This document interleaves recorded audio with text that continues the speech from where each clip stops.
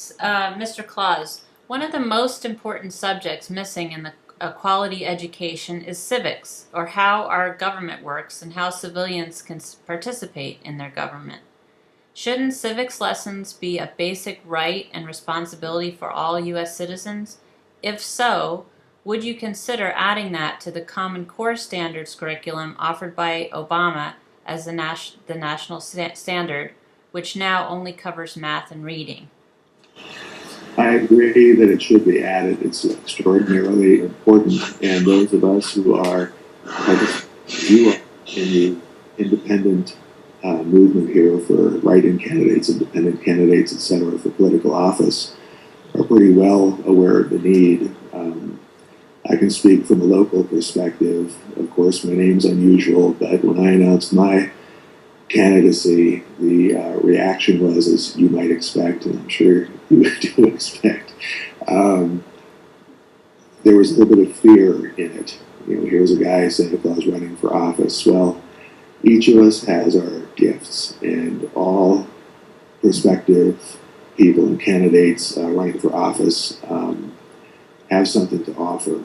And as a civics lesson, one would think that a civics teacher, and I'm talking about this locally here up at Lake Tahoe on the Nevada side, the civics teacher actually told their students that no, you really can't run for election unless you put up a lot of money, et cetera, et cetera. And even though there's an element of truth to that, and it's been demonstrated through the years that that has a huge influence and impact, why wouldn't the civics teacher take the opportunity and say, yes, you can run for office, and here are the things to consider. Here are the pros, here are the cons. Here's what you're risking. Here's what you could do. Here's what you can't do. We're hoping to level the playing field through the internet. So, Don, you have a minute to talk about civics in the schools.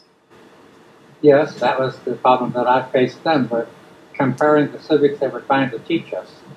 And then when my children were in school in 1960, I'm looking at their history books and things, and the history has been changed from what I was reading in 1936 and from what our family-owned history book was from Charles Beard. Our government is now telling our children that it's a world government, it's a world society, and the United States has to give a little bit so that we include all the children and all the people of the world to raise our standard of living. But what I see is we're killing our standard of living and reducing us to the poverty level of the rest of the world. Okay, James, civics in school. Civics in school is very important. I think everybody needs to understand why the Declaration of Independence was written and created, the Bill of Rights, and how that has a direct influence upon everyone's life in the United States of America.